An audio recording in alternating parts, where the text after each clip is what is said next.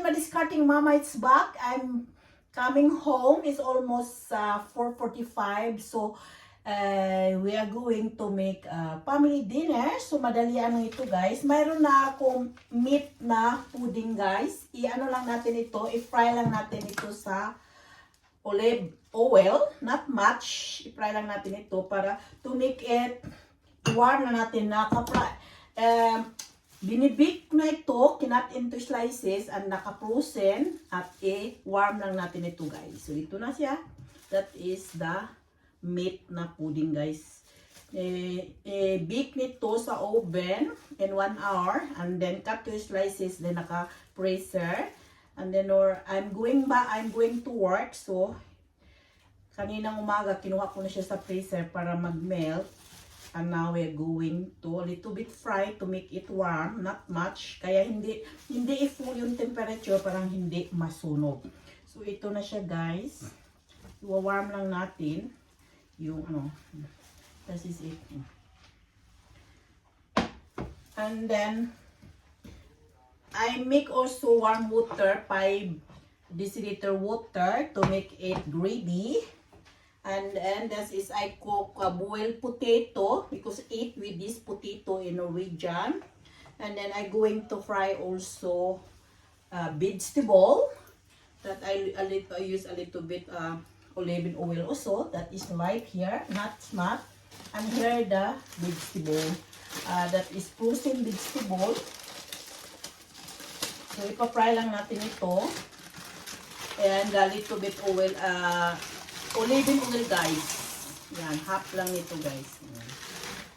And then, of course, gumamit tayong I have salt o pepper. Kumpleto na to siya guys. May salt at pepper na i-fry lang natin ito.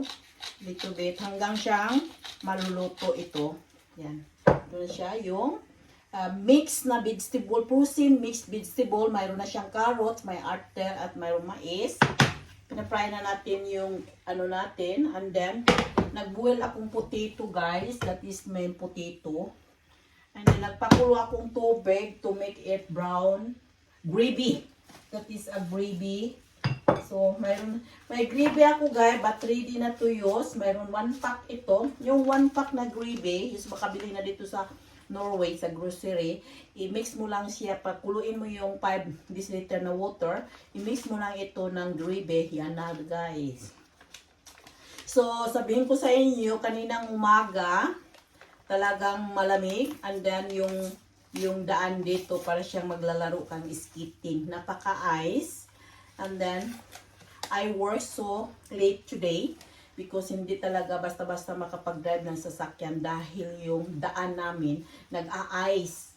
And then nilagyan ng ano, usually ito lalagyan siya ng ano, yung gross, yung sand para siya yung pagda-drive ka, didikit yung parang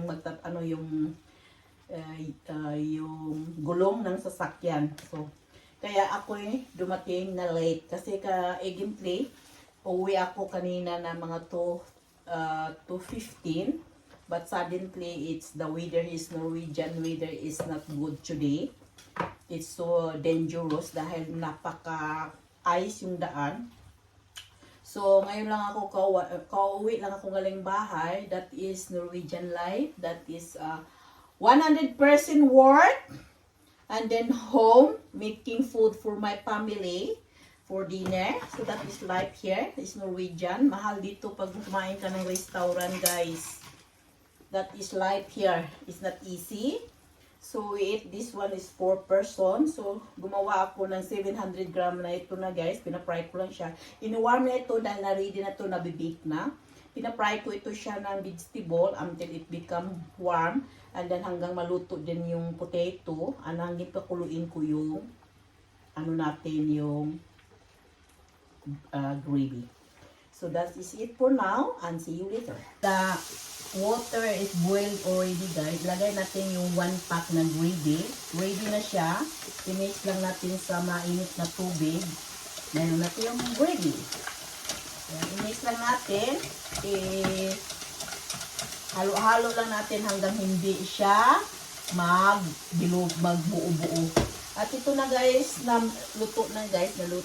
At ito yung vegetable natin is yummy dinner is ready to serve. And then I have potato here. Maybe it's potatoes in 10 minutes to go. And then that is my gravy guys.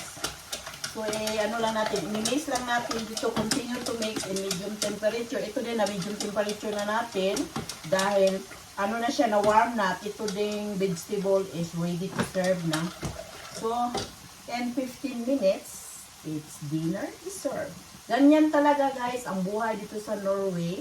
I work 100%, coming home, making food, pero yung food namin naka-freezer na, mayroon nang ready na lang, i-warm lang natin sa dito sa warm na yung ham na hanggang dito at usually boiled potato. So that's it. Pag hindi pa kayo nakasubscribe and paki-follow me and huwag kalimutan pindutin yung notification para updated kayo sa buhay ng Pinay ng Norway. And this is it.